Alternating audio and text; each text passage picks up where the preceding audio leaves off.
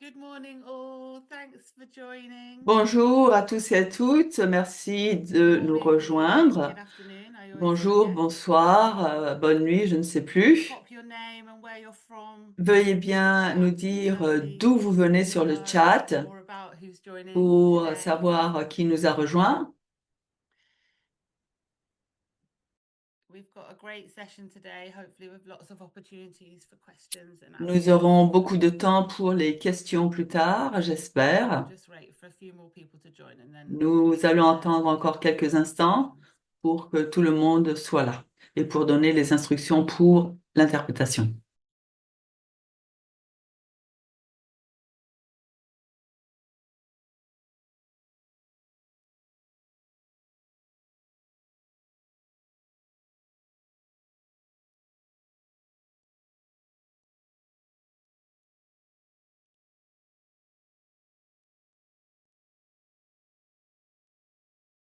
Shall we go, Bruna? On y va, Bruna? Welcome to your meeting with ICM. Donc, The bienvenue à interpretation votre button should réunion appear at the bottom of ICM. your Le screen, bouton de next to the Share l'interprétation Screen est en button. bas de votre By écran. clicking on the interpretation button, Si vous you can cliquez choose sur the le bouton language you would like to interprétation, vous hear. pouvez choisir The votre langue. interpretation button will then transform Le this bouton meeting into the d'interprétation selected va language. donc To change transformer the cette language you réunion would dans like to la hear langue again, cible. follow the previous procedure by Pour clicking on that same changer de button. langue, By eh bien, default, suivez you will la hear the même selected procédure en language at cliquant sur 80% le volume même and the original audio bouton. at 20% Vous volume. obtiendrez un If volume you de would like to mute or 80% et unmute the original l'original à audio, 20%. click on the corresponding Si vous voulez option within the ouvrir ou language button. fermer Enjoy le your meeting. micro, eh bien, choisissez la bonne Bienvenue à option votre dans le réunion bouton avec langue. ICM. Comme la réunion propose une interprétation simultanée en français, le bouton Interprétation devrait apparaître en bas de votre écran à côté du bouton Partager l'écran. En cliquant sur le bouton Interprétation, vous pouvez choisir la langue que vous souhaitez entendre. Le bouton Interprétation se transforme alors en la langue sélectionnée. Pour changer à nouveau la langue que vous souhaitez entendre, suivez la procédure précédente en cliquant sur le même bouton.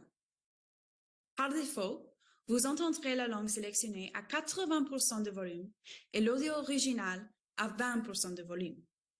Si vous souhaitez couper ou supprimer l'audio original, cliquez sur l'option correspondante dans le bouton de la langue. Bonne réunion. Bienvenido a su reunión de la ICM. Como la reunión ofrece interpretación simultánea en español, el botón Interpretación debería aparecer en la parte inferior de su pantalla, junto al botón Compartir pantalla. Haciendo clic en el botón Interpretación, puede elegir el idioma que desea escuchar. El botón Interpretación cambia entonces al idioma seleccionado. Para volver a cambiar el idioma que desea escuchar, siga el procedimiento anterior pulsando el mismo botón. Por defecto, oirás el idioma seleccionado a un 80% de volumen y el audio original a un 20%. Si quieres silenciar o desilenciar el audio original, haz clic en la opción correspondiente del botón de idioma. Disfruta de su reunión. Bienvenido. Kate. You can go to the next slide. I'd like to mention that we also have Arabic interpretation. I'm adding the instructions in Arabic on how to Je enable voudrais dire que nous interpretation avons in the également chat. l'interprétation en arabe. You can also feel free Et il y to a des unmute instructions yourself en and share your arabe comments to pour the activer webinar cette in the chat by fonction clicking in the d'interprétation. chat Vous and sharing pouvez your également thoughts. If cliquer you et have partager sur any le questions, chat you can please use the vos Q&A button that réactions. you can see Si at vous the avez des bottom of questions, your vous pouvver screen. utiliser la fonction And thank you so much. réponse Over back to you, question Kate. ou lever la main Thanks, que Bruna. vous avez en bas de We l'écran. hope there's Merci. lots of Je donne la parole à opportunities for Kate. questions and Merci answers for Bruna. this session, so Je please crois qu'il y do aura use the beaucoup Q&A d'occasions de function. poser des questions Just to start, this et webinar is pour brought to des you by the réponses. Alliance to Improve Midwifery Utilisez donc Education. cette This is a fonction. global partnership of Ce organizations webinaire est looking organisé at par la accelerating Alliance to progress Improve across the Midwifery midwifery Education.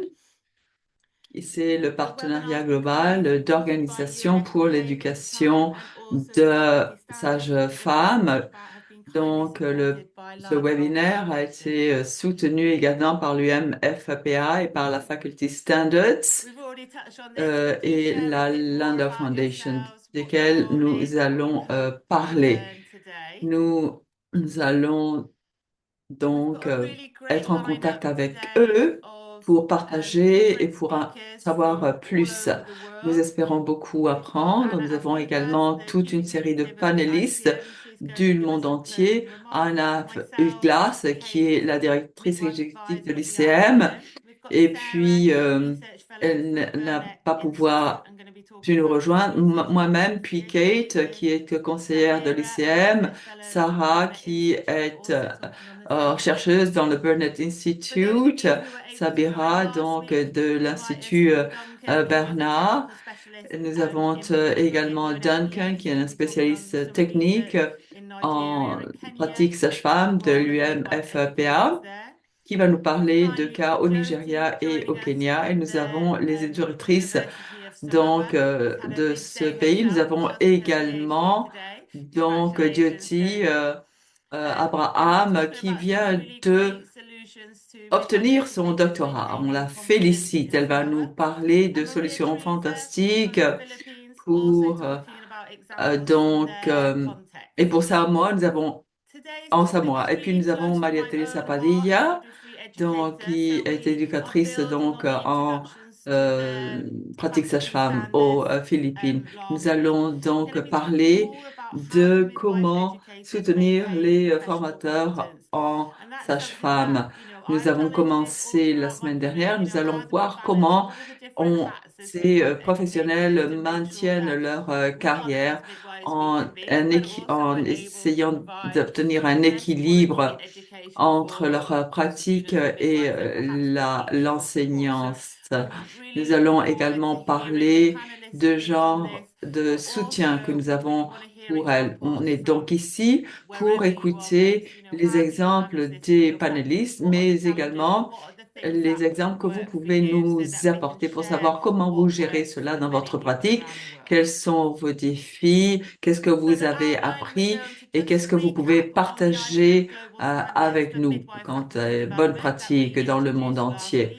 Nous allons donc revisiter donc les normes ICM pour le développement de l'enseignance pour découvrir les expériences et nous allons également voir ce que font les éducatrices sages-femmes pour maintenir une compétence professionnelle et nous allons voir les résultats d'une étude globale qui a été menée à bien. Nous allons discuter donc des exemples du Kenya, du Nigeria, de Samoa, des Philippines et j'espère que cela va susciter beaucoup de questions de votre part. Juste pour résumer sur les normes globales de l'ICM, pour le développement donc des formatrices. Voilà, donc nous avons ces normes globales pour que les enseignants, les éducateurs en pratique sage-femme puissent enseigner avec la meilleure qualité possible. Nous allons parler travailler en partenariat. Et aujourd'hui, nous allons parler de la catégorie 6, la norme 6, qui est la partie pratique et de la recherche. Nous sommes en train de mettre en exergue la catégorie 6 parce que nous savons que très souvent, c'est très difficile de compléter, d'arriver à un équilibre. Ça exige beaucoup d'engagement personnel. Nous allons donc parler de tout cela aujourd'hui. Donc, maintenir une pratique, eh bien, a entraîné donc une chance de technologie. Parfois, nous parlons de pratique clinique, mais l'ICM a décidé de maintenir la pratique sage-femme parce que nous savons que ce que les sages-femmes font va au-delà de travail clinique. Très souvent, cela, c'est un terme qui limite ce que nous faisons en utilisant le terme clinique. Nous allons donc parler de compétences de sage-femme. Pour parler donc de cela, nous allons déjà parler de certaines directrices la semaine dernière et pour voir ce que cela veut dire. Et comment on peut donc mettre en œuvre cela à tous les niveaux, régional, le ministère de la Santé, pour voir s'il y a un programme et des objectifs qui pourraient aider à développer donc et mettre en pratique ces standards et voir si ces normes globales peuvent être donc respectées. Donc voilà. Je voulais que vous vous présentez quel est votre rôle, votre fonction, si vous avez des opportunités et donc agir en tant que sage-femme dans la dernière année. Et puis nous allons également lancer une enquête. Voilà, vous l'avez sur l'écran. Donc ça va vous prendre 1 ou 2 minutes. Veuillez tenter de répondre à cette enquête très brève pour que nous puissions en savoir un peu plus sur les personnes qui sont sur le chat. Quel est votre contexte actuel? Et je vous rappelle que vous pouvez donc scroller vers le bas parce qu'il y a encore 2 questions qui n'apparaissent pas. Nous voulons savoir si vous avez des fonctions d'enseignement, si vous avez donc également pratiqué en tant que sage-femme dernièrement, et une 3e question, si vous avez plus d'opportunités pour maintenir votre pratique en tant que sage-femme. Nous savons qu'il y a beaucoup de personnes qui ont eu l'occasion de équilibrer ces 2 choses, mais c'est très souvent très difficile. Dû à la charge de travail, il y a beaucoup d'autres obstacles. Nous voulons surtout bien, nous focaliser sur les solutions pour résoudre donc tous ces défis. Je vois qu'il y a 70 personnes qui ont déjà répondu. C'est fantastique. Nous allons donc attendre encore 1 ou 2 secondes pour donner l'occasion à tout le monde de répondre et après on verra les résultats. Voilà, on va poster les résultats sur le chat à la fin. Alors voilà, on va continuer. Est-ce que vous pouvez voir les résultats? Non? Non? Oui? Oui, d'accord. C'est sûrement parce que je suis en train de partager mon écran. Est-ce que tu veux que je lise les résultats? Non, c'est bon. Non, est-ce que vous avez donc des fonctions comme formatrice? 80% ont dit oui, fantastique. Il n'y a que 17% qui a dit non. Pour la 2e question, est-ce que vous avez agi comme assistante de sage-femme? 55% oui, 45% non. Intéressant. C'est très équilibré comme résultat. La plupart donc des personnes donc ont une expérience en pratique. 3e question, est-ce que vous avez besoin de soutien pour pouvoir continuer dans votre pratique? 92% a dit oui et 18% a dit non. C'est fantastique, c'est très intéressant et c'est ce que l'on a pu voir lorsque nous parlons donc d'opportunités qui ne sont pas toujours au rendez-vous. Donc, nous espérons que nous allons sortir de cette réunion avec quelques idées de solutions pour pouvoir introduire cette catégorie dans les programmes de développement, parce que nous savons que c'est très important pour les éducatrices. Je vais maintenant, les enseignants, nous allons donner la parole à Savira, qui va nous parler de son enquête. Sarah, pardon.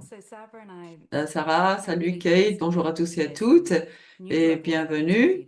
Je suis Sabra et je suis enchantée de partager avec vous ce que font donc les éducatrices en pratique sage-femme. Ces recherches viennent de Global Educators of Midwife Studies, c'est une étude donc qui a été menée par l'Institut Bernet avec l'UNFPA et qui a été soutenue avec tous les partenaires fantastiques que nous avons ici de l'ICN.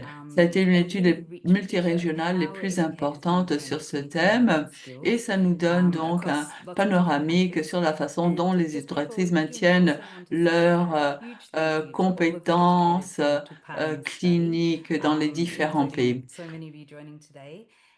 Voilà, c'est pour cela qu'on est enchanté de voir que vous êtes nombreux à nous avoir rejoints pour partager vos expériences.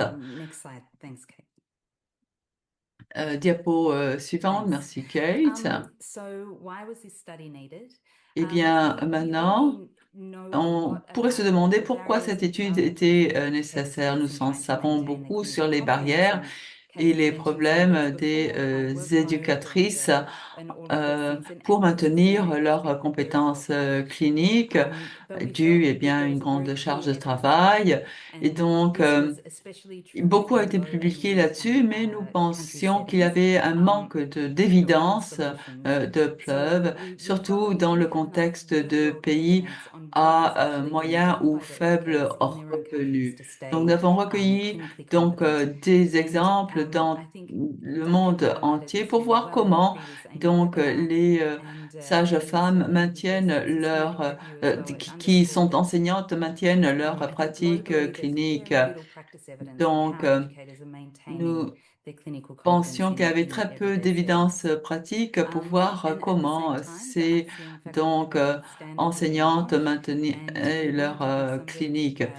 En même temps, nous avons lancé des normes de développement le corps enseignant de l'ICM et nous voulions savoir comment font ces enseignantes pour maintenir leurs compétences cliniques. Donc, cette étude a été créée pour remplir ces lacunes. Merci. Donc, cette étude avait comme objectif entendre ce qu'ont à dire les mêmes éducatrices pour voir ce qui fonctionne. Et nous avons également demandé ce qui aide davantage à maintenir les compétences, par exemple des institutions d'éducation, des associations professionnelles, des régulations, c'est-à-dire pour avoir un guide pratique des différents pays pour aider le corps enseignant à développer cette norme 6, à mettre en œuvre cette norme 6. On a invité à participer à l'étude par le biais de différents canaux. Nous avons utilisé les médias sociaux, l'Internet, la base de données de l'ENED. Nous avons également fait une enquête en ligne et les participants pouvaient remplir cette enquête. Ils ont été invités à participer à un focus group et à un débat. Nous avons fait cela dans différentes langues, en espagnol, en français, en arabe, en russe, et nous voulions une représentation de toutes les régions de l'OMS. Diapo suivante. Merci. Donc, nous avons eu une forte participation à cette étude. 722 éducateurs de 96 pays ont complété cette enquête et puis 33 éducatrices ont continué à participer dans les discussions du focus group. Nous avons également eu la représentation de toutes les 6 régions de l'OMS. Donc, une forte participation de l'Afrique, suivi par le Sud-Est asiatique et par le Pacifique occidental. La plupart des participants, hommes et femmes, qui ont participé à cette étude étaient des sages-femmes ou des sages-femmes infirmières, ce qui nous a été très encourageant parce que nous savons que les normes de l'éducation globale de l'ICM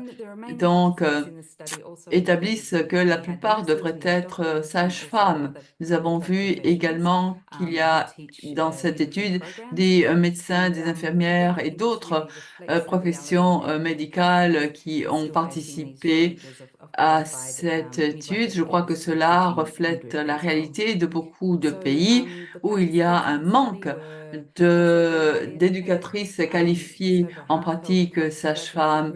Et donc, toutes les personnes qui ont participé étaient des personnes qui avaient des études universitaires poussées,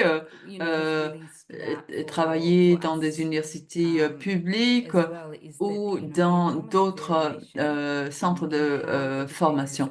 L'une des choses qui a surgi, c'est la grande variabilité de préparation à l'enseignement. Par exemple, seulement la moitié des éducatrices ont dit que dans leur pays, il y avait une exigence d'expérience clinique préalable pour pouvoir devenir éducatrice.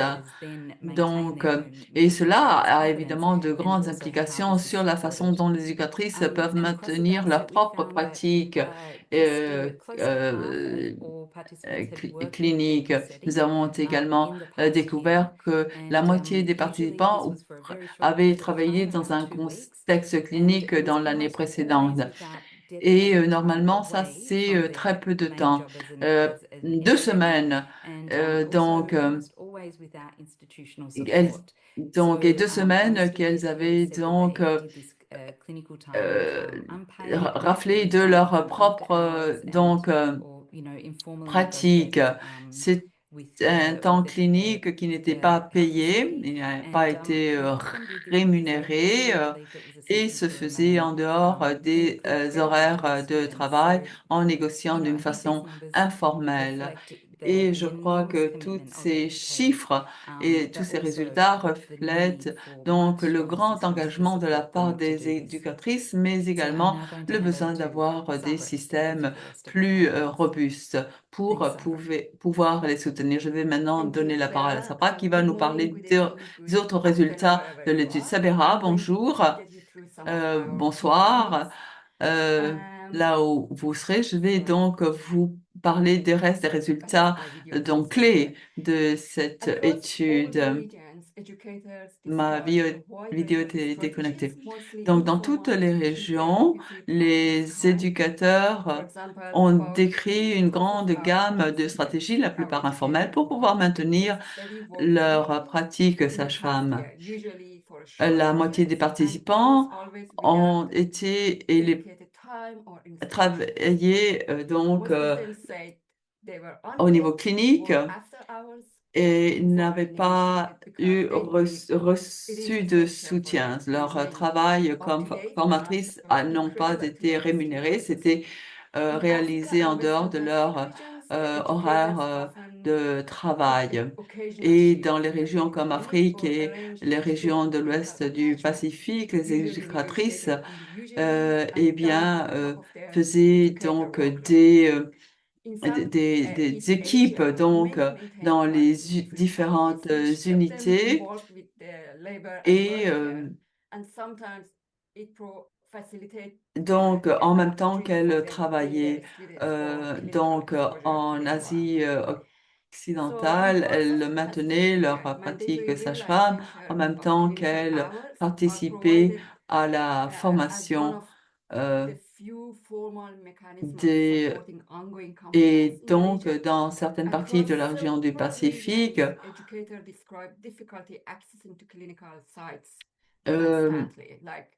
il y avait des mécanismes informels de soutien. Les éducateurs dans les différentes régions ont décrit des difficultés pour pouvoir maintenir donc une pratique de leurs compétences actives. Une éducatrice a dit que la simulation est la seule façon de pouvoir maintenir des compétences vivantes. Les éducatrices faisaient confiance à l'apprentissage en ligne et les modules CTPC et de formation continue.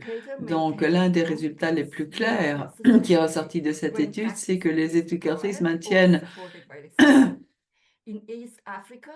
leurs compétences lorsqu'elles maintiennent leurs pratiques où elles sont donc soutenues par le système en Afrique occidentale et les régions pacifiques. Il y a des réglementations qui exigent des éducatrices de renouveler donc leur licence. Dans certaines parties de l'Amérique et de l'Europe, les éducateurs jouent un rôle double, université, hôpital. Donc, elles passent plusieurs jours par mois à l'hôpital et pour maintenir leur pratique. Donc, ce message est clair. Donc, les systèmes de soutien sont importants pour remplir les attentes donc de cette norme. Que pouvons-nous faire donc pour aider les formatrices à maintenir leurs compétences? Eh bien, les éducatrices ont besoin d'un temps qui soit protégé pour que leurs fonctions soient reconnues. Et donc, ces fonctions doivent être rémunérées. Elles souhaitent un programme de mise à jour structuré, spécialement si elles ont besoin de quitter leur pratique pendant plusieurs années. 71% ont répondu elles ont été offertes un programme de rénovation, enfin de renouvellement, mise à jour de leurs compétences. Elles souhaitent également un mentorat de la part de médecins qui comprennent l'importance de la pratique accompagnée par l'éducation. Et la simulation également a été nommée comme une façon pratique dans les installations de santé pour maintenir une pratique clinique. Ce n'est pas aussi efficace, évidemment, mais donc une formation en simulation est donc un système qui peut aider. Mais en général, eh bien, les éducatrices considèrent qu'elles ne sont pas bien soutenues. Donc, pour utiliser ces ressources d'une façon effective et pour qu'elles aient confiance. Sur la base de cette enquête et cette recherche, nous avons pu observer que dans les 6 régions, des actions sont nécessaires. Tout d'abord, intégrer donc cette pratique, faire que ça soit partie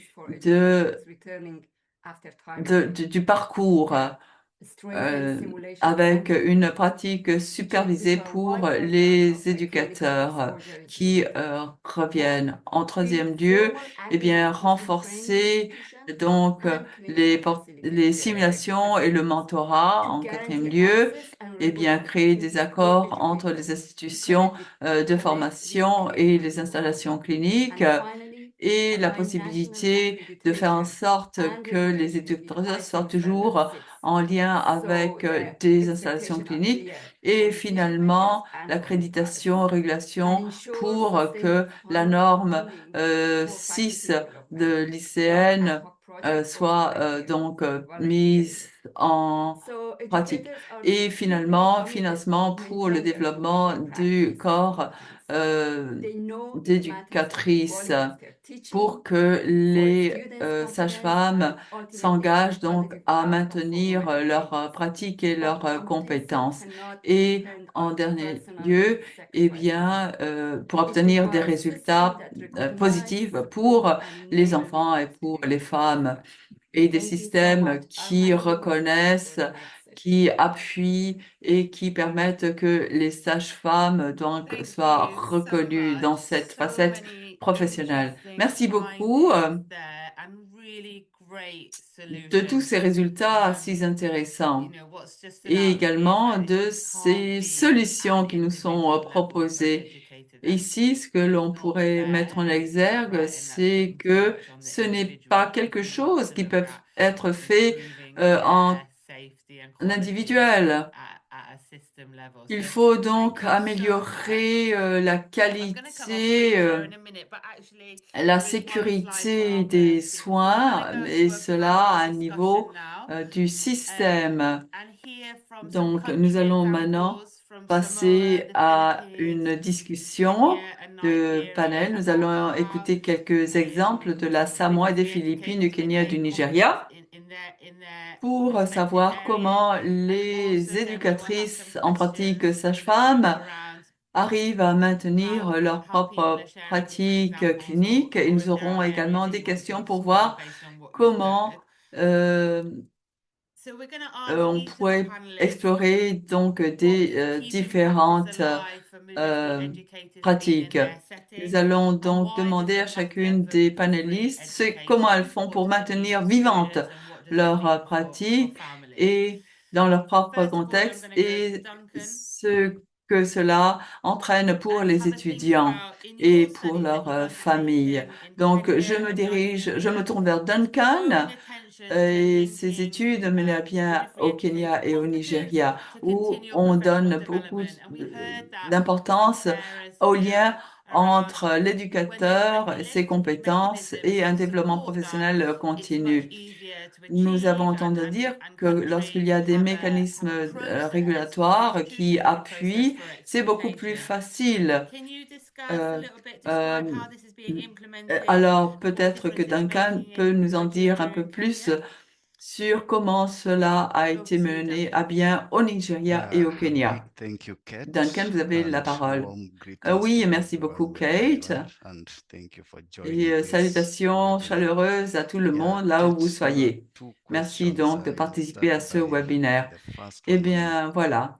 Pour répondre à ces deux questions, je commencerai par comment maintenir la pratique vivante. Je crois que pour maintenir cette pratique vivante, il faut garantir et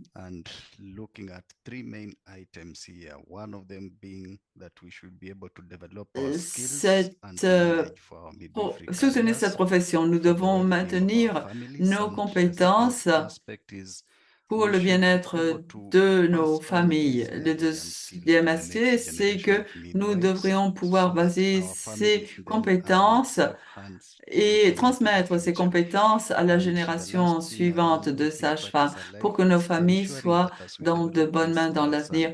Et enfin, pour maintenir la pratique vivante, il faut garantir que les compétences que nous développons soient basées sur l'évidence. Et pour maintenir donc notre pratique à jour et pour que la qualité de nos soins soit au rendez-vous en alignant donc l'éducation préalable pré-service avec une pratique clinique.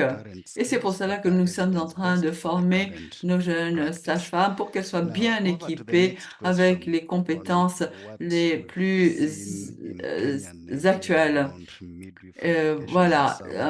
Au Kenya et Nigeria, nous avons donc étudié les différentes interventions éducatives et à partir des échanges avec les éducatrices, il est clair que les éducatrices en pratique sage-femme ne sont pas bien formées dans les différentes instituts et universités et les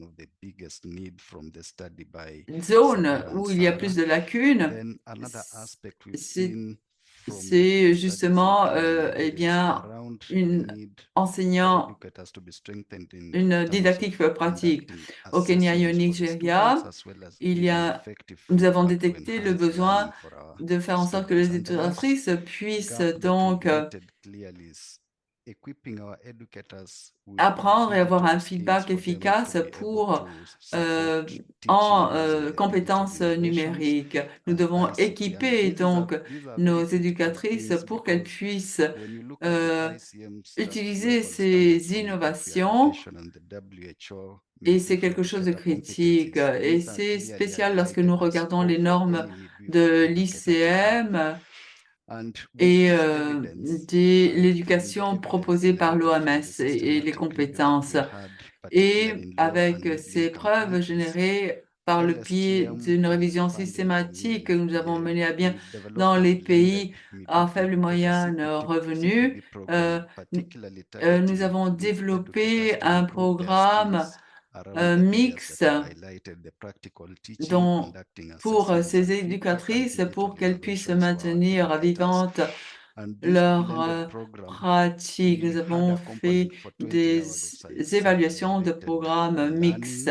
Nous avons donc un module de 20 heures, disons, auto-dirigé pour que les éducatrices puissent compléter ces modules dans leur temps libre. Nous avons également trois composantes de 3 jours en résidence où il y a des éducatrices de Kenya et du Nigeria pour compléter la partie pratique de cette formation. Et les pratiques cliniques en question d'urgence et les soins pour autour des nouveau-nés que tout le monde doit avoir pour devenir un professionnel compétent. Donc, nous devons donc garantir que tout le personnel puisse également transmettre de façon satisfaisante ces compétences.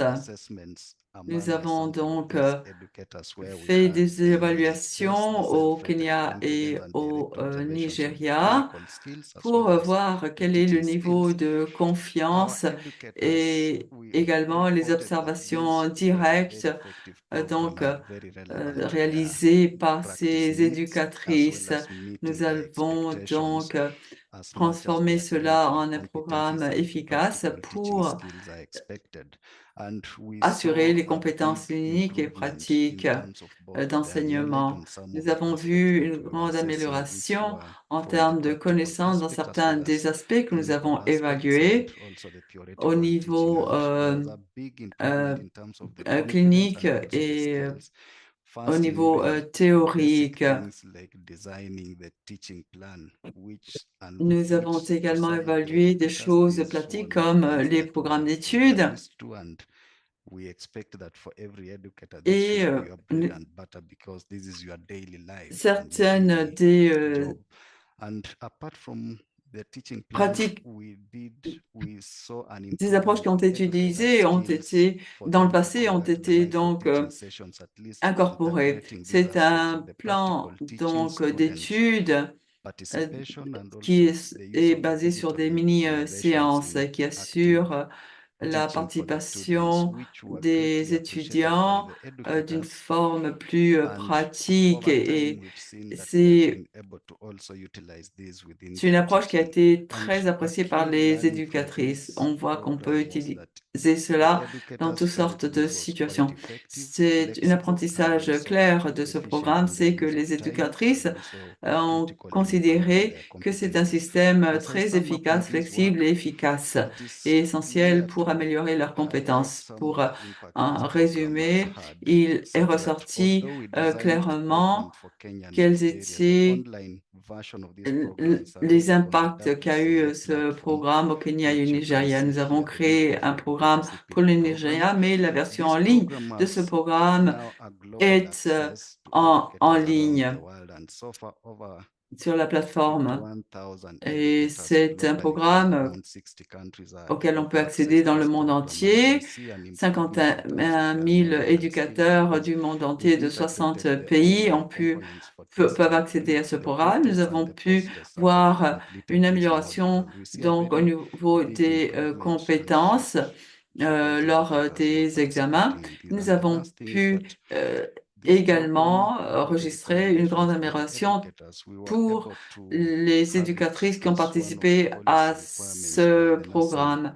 Nous avons également pu faire en sorte que ce soit une exigence au niveau politique au Kenya. Il y a actuellement un programme accrédité où les éducatrices en pratique sage-femme peuvent obtenir donc des points. Merci Duncan de ces exemples pour voir comment développer la durabilité liée à l'infirmerie ou à la pratique infirmière également. Nous voyons donc qu'il y a beaucoup de programmes qui ont besoin d'être réglementés, ce qui rend les choses beaucoup plus faciles. J'ai beaucoup apprécié votre description de la pratique qui est accompagnée également par un enseignement. La politique est en train de changer continuellement et nous devons nous assurer que nous offrons aux étudiants et à nos éducateurs les dernières approches en maintenant en même temps une pratique. Merci beaucoup. Nous allons maintenant donner la parole à Maria Teresa qui a fait un travail excellent pour préparer les normes pour l'accord professoral sage-femme dans les Philippines. Elle va nous parler des mécanismes et des activités mises en place pour aider les éducateurs à maintenir donc leurs pratiques et leurs compétences. Bonjour, bonsoir, bonjour à tout le monde. Nous, aux Philippines, nous avons la chance d'être où nous sommes. Nous avons une commission d'éducation supérieure, de politique, de normes et de directrices pour l'éducation sage-femme. Ce document, donc, recommande quelles sont les exigences pour la formation des enseignants pour pouvoir enseigner donc dans des programmes de sage-femme. Nous avons donc une association aux Philippines d'écoles qui ont la responsabilité de réaliser des formations pour les membres du corps professoral. Nous travaillons en collaboration avec différentes organisations, des agences nationales comme le département de la santé, des associations et des associations professionnelles des Philippines. Et nous avons travaillé en partenariat, ce qui assure le partenariat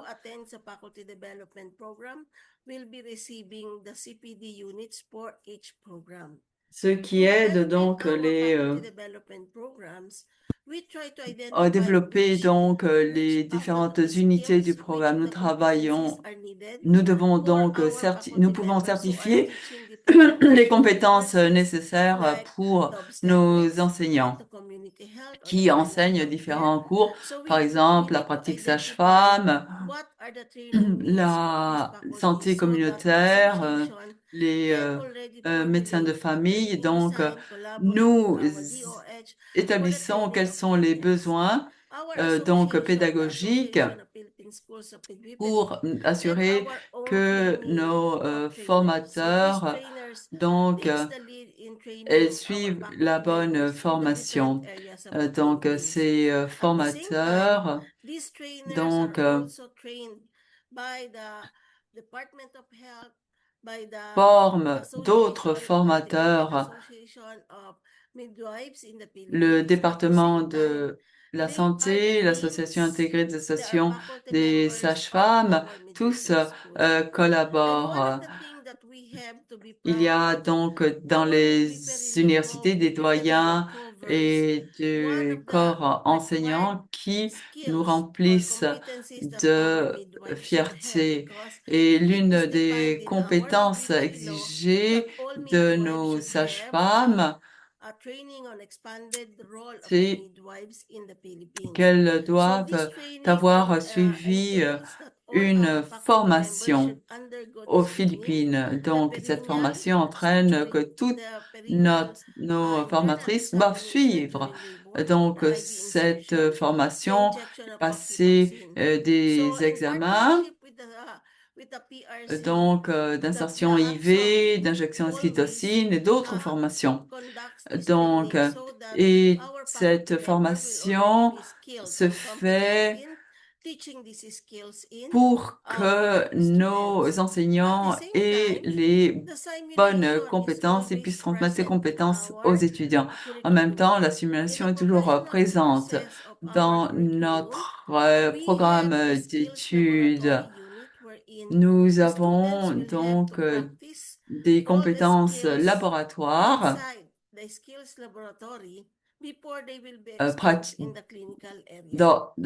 dans des cours pratiques avant que donc les étudiants soient exposés à un contexte clinique. Elles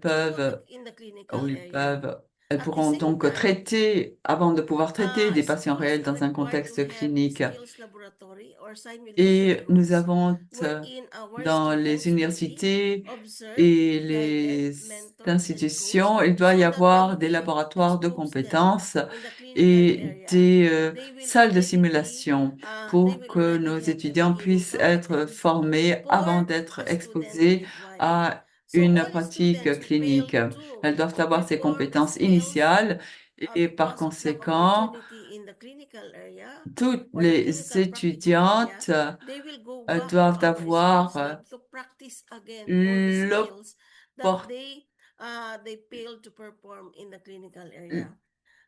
donc on doit donner tous les étudiants qui n'ont pas eu donc ces compétences seront renvoyés à une pratique donc dans cette classe de simulation.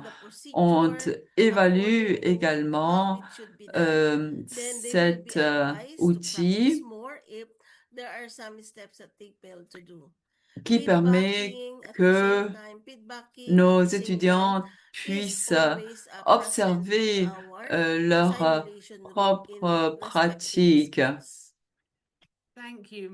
Donc, nous avons un feedback dans nos salles de simulation pour apprendre de notre pratique. Merci donc, Marie-Thérèse, de tous ces exemples pratiques d'un système de développement professionnel continu qui est donc réglementé au niveau national pour établir un système clair et qui homologue des processus. Comme tu nous as dit, Maria, les exercices ont un programme homologué et qui répond à des besoins réels pour que les étudiants en pratique sage-femme dans tout le pays aient le genre d'éducation exigé et qui est imparti par des formatrices bien formées. Nous allons maintenant nous tourner vers la Samoa, l'outil qui va nous expliquer quel système ils ont mis en place pour aider donc les éducatrices à donc et puisque là-bas, toutes les sages-femmes au Samoa, pour maintenir leur registre professionnel, ont besoin de mener à bien un certain nombre d'accouchements par an. On ne vous entend pas, Dioti. Est-ce que vous m'entendez là? Oui. Oui, merci Kate de votre question et bonjour à tous et à toutes et bonsoir. Merci de m'avoir invité à ce webinaire. Moi, je viens d'une petite île qui s'appelle Samoa dans le Pacifique.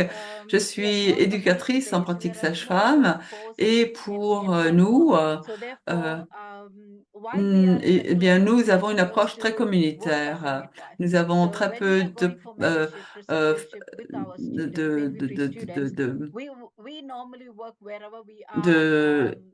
professionnels là-bas. Alors, nous travaillons comme nous faisons du mentorat, nous faisons des accouchements. Moi, je travaille comme une sage-femme normale et il y a 15 ou 20 mères avec 15 et 5 mères qui sont en plein travail. Alors voilà, moi j'aide à l'accouchement et en même temps, eh bien, je consacre un temps, nous avons très peu un temps en tant que volontaire à enseigner, mais c'est une pratique d'enseignement qui n'est pas rémunérée.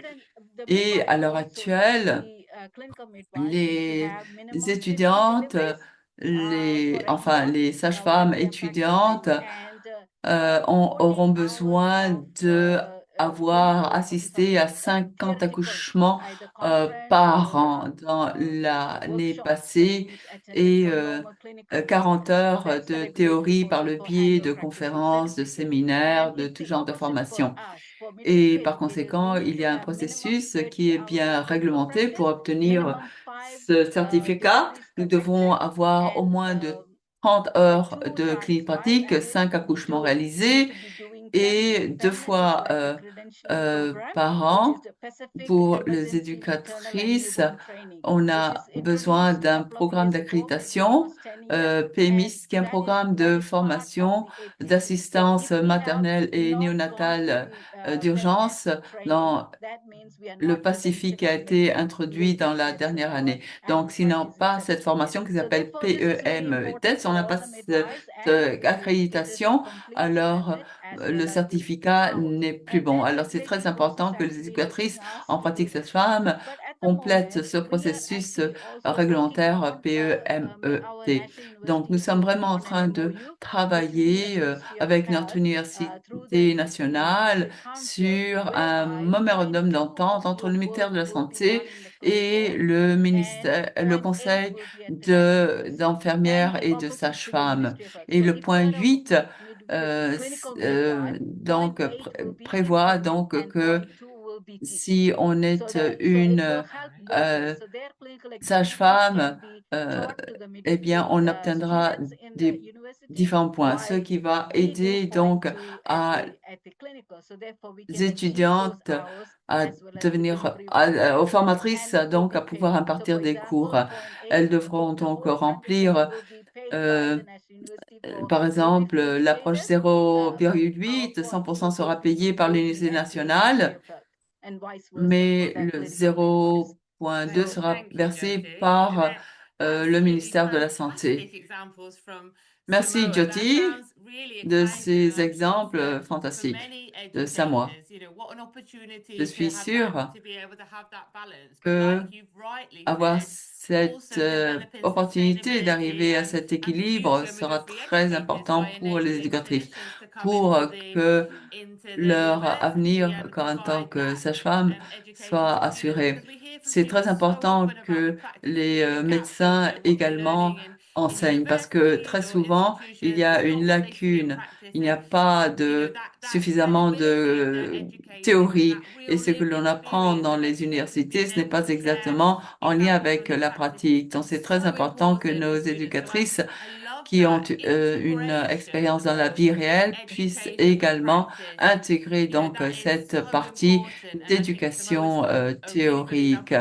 Ça, c'est très important. Je pense que le Samoa est un très bon exemple. Je vous souhaite tout ce qu'il y a de mieux et je voudrais en savoir plus sur le Samoa dans l'avenir. Et maintenant, j'ai encore deux questions. Nous avons reçu par chat des questions très intéressantes.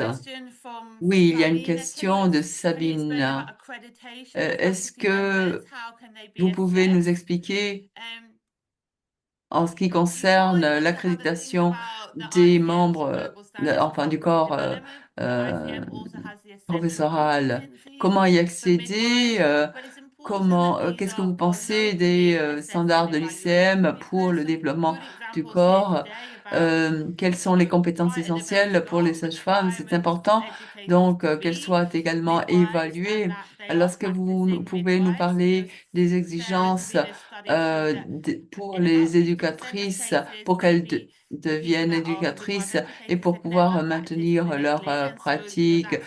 Les études de Sabina nous ont montré que 50% des cas, on peut assurer que les éducatrices soient bien formées.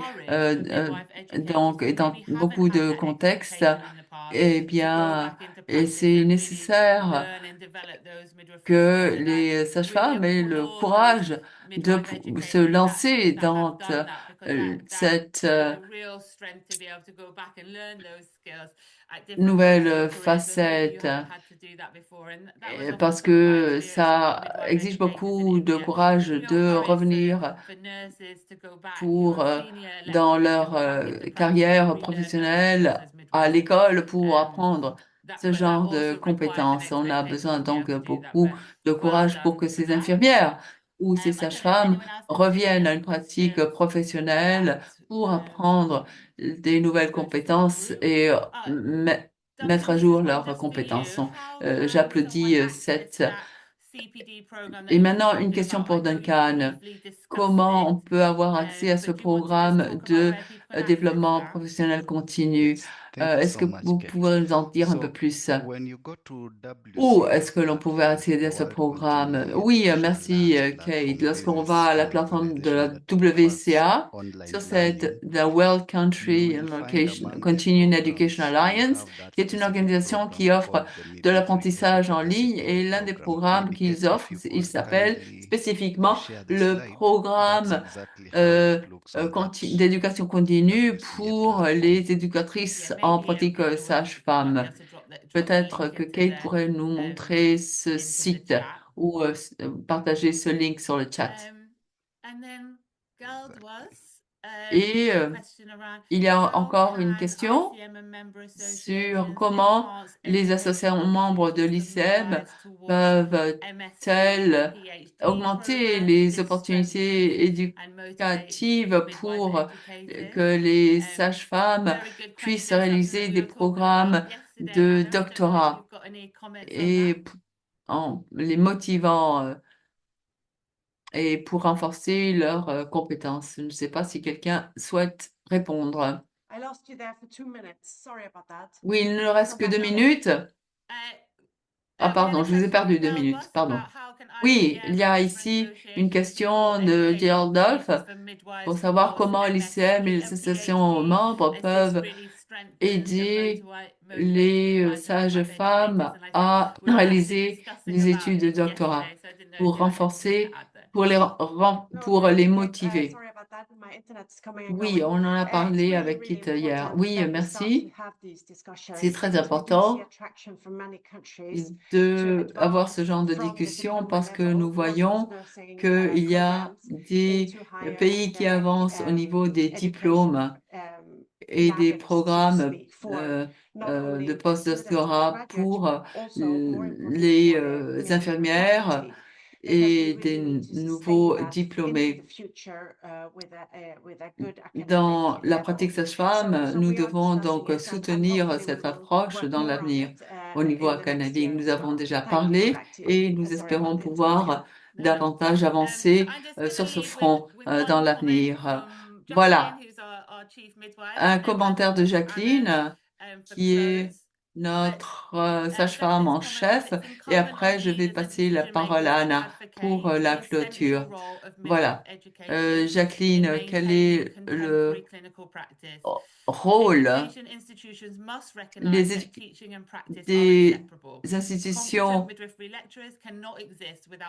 pour reconnaître que l'apprentissage et la pratique ne peuvent pas être séparés et que les enseignantes en pratique sage-femme doivent également avoir une pratique active. Pardon, madame est en train de le faire. Non, on n'a pas pu suivre. Nous avons besoin de systèmes qui vont nous soutenir au niveau des ministères et des réglementations pour pouvoir assurer la qualité de la formation en pratique sage-femme. Voilà, merci à tous et à tous. Maintenant, je vais donner la parole à Anna pour quelques propos de clôture et après, je vais partager avec vous les derniers diapos. Merci, Kate. Ça a été un webinaire très intéressant sur l'éducation en pratique sage-femme pour la formation du corps professoral en sage-femme. Merci à tous et à toutes. Je vois que nous avons eu plus de 200 personnes qui ont participé à ce webinaire et nous avons pu voir qu'il y a eu beaucoup de participation sur le chat. Nous avons également partagé la réunion que nous avons eue la semaine dernière. Nous avons également un canal YouTube pour les sages-femmes du monde entier. Alors, je vous enjoins à visiter ce canal parce qu'il y a beaucoup de choses à apprendre, beaucoup d'idées donc, qui pourront nous inspirer. Nous avons donc parlé des normes globales de l'ICM pour le corps professionnel en pratique sage-femme. Nous avons écouté les exemples du Kenya, du Nigeria, du Samoa, des Philippines. Merci donc d'avoir partagé avec nous vos expériences. Je vois que sur le chat, il y a beaucoup de personnes qui continuent de participer.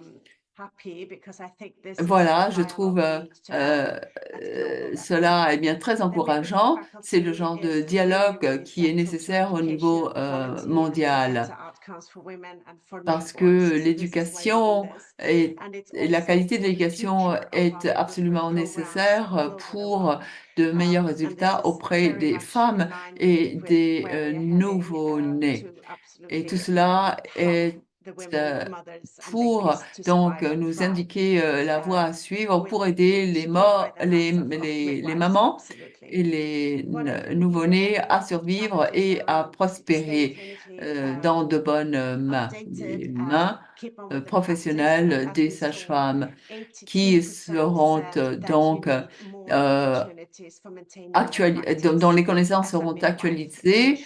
Et on a vu que 90% des sages-femmes disent qu'elles ont besoin d'opportunités pour maintenir à jour leur pratique. Et je crois que ces compétences nécessaires ont été écrites par l'ICM.